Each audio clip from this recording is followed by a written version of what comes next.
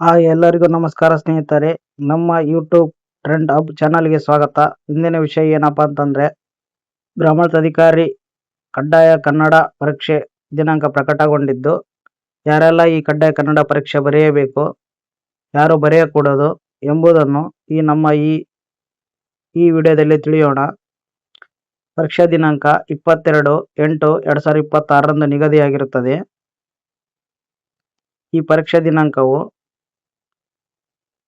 ಇದೇ ತಿಂಗಳು ಅಂದರೆ 22/8/26 ನಿಗದಿಯಾಗಿದ್ದು, ಎಲ್ಲರೂ ಕಡ್ಡಾಯವಾಗಿ ಬರೆಯಬೇಕು. ಮೊದಲನೇದಾಗಿ ಪರೀಕ್ಷೆಯ ಸ್ವರೂಪವಾಗಿರುತ್ತದೆ ಸ್ನೇಹಿತರೆ. ಈ ಪರೀಕ್ಷೆಯಲ್ಲಿ ಒಟ್ಟು ಅಂಕಗಳು 150 ಆಗಿರುತ್ತವೆ. ಇದು MCQ ಮಾದರಿಯ ಪ್ರಶ್ನೆ ಆಗಿರುತ್ತವೆ. ಇದರಲ್ಲಿ ನೀವು ಉತ್ತೀರ್ಣ ಆಗಬೇಕಂದ್ರೆ ಕಡ್ಡಾಯವಾಗಿ ನೀವು 50 ಅಂಕಗಳು ಪಡೆಯಬೇಕಾಗಿರುತ್ತದೆ. ಅದೇ ರೀತಿ ಈ ಪರೀಕ್ಷೆಯ ಸ್ವರೂಪವು ಕೇವಲ ಅರ್ಹತಾ ಪರೀಕ್ಷೆಯಾಗಿದ್ದು, ಇದರಲ್ಲಿ ಗಳಿಸುವ ಅಂಕಗಳು ಅಂತಿಮ ಮೆರಿಟ್ ಪಟ್ಟಿ ತಯಾರಿಸಲು ಪರಿಗಣಿಸಲಾಗುವುದಿಲ್ಲ. ಯಾರು ಈ ಪರೀಕ್ಷೆ ಬರೆಯಬೇಕು, ನಿಮಗೆ ಮೊದಲೇ ತಿಳಿಸಿರುವಂತೆ ಇದರಲ್ಲಿ ಅರ್ಹತಾ ಮಾನದಂಡವೇನಪ್ಪ ಅಂತಂದ್ರೆ, ಯಾರು ಈ ಪರೀಕ್ಷೆ ಬರೆಯಬೇಕಪ್ಪ ಅಂತಂದ್ರೆ SSLC.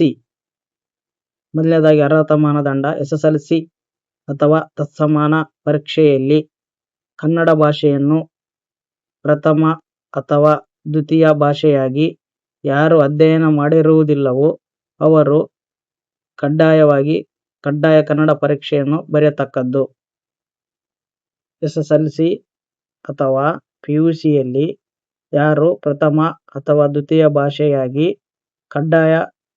ಕನ್ನಡವನ್ನು ಯಾರು ಅಧ್ಯಯನ ಮಾಡಿರುತ್ತಾರೋ ಅವರು ಕಡ್ಡಾಯ ಕನ್ನಡ ಪರೀಕ್ಷೆ ಬರೆಯುವ ಅವಶ್ಯಕತೆ ಇರುವುದಿಲ್ಲ. ಅದೇ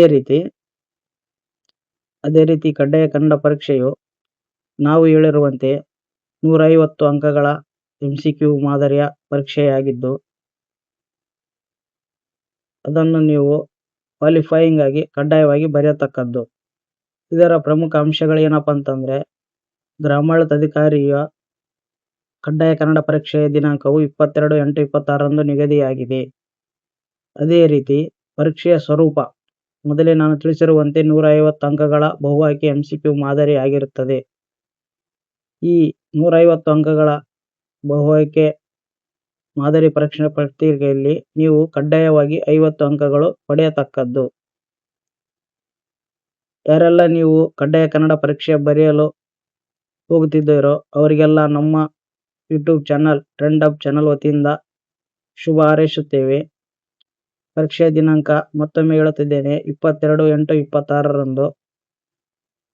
ಎಲ್ಲರೂ ಕಡ್ಡಾಯವಾಗಿ, ಯಾರು ಇಂಗ್ಲಿಷ್ ಮೀಡಿಯಂ ಇರುತ್ತೀರಿ ಅವರು ಕಡ್ಡಾಯವಾಗಿ ಕನ್ನಡ ಪರೀಕ್ಷೆ ಬರೆಯತಕ್ಕದ್ದು. ಎಲ್ಲರಿಗೂ ಧನ್ಯವಾದಗಳು ಸ್ನೇಹಿತರೆ. ಯಾರಿಗೆಲ್ಲ ಈ ಮಾಹಿತಿ ಇಷ್ಟವಾಗಿದೆ ನಮ್ಮ ಟ್ರೆಂಡ್ ಯೂಟ್ಯೂಬ್ ಚಾನಲ್ ಅನ್ನು ಸಬ್ಸ್ಕ್ರೈಬ್ ಮಾಡಿ, ಹಾಗೂ ಈ ಮಾಹಿತಿ ಇಷ್ಟವೆನಿಸಿದರೆ ನಿಮ್ಮ ಸ್ನೇಹಿತರಿಗೂ ಶೇರ್ ಮಾಡಿ.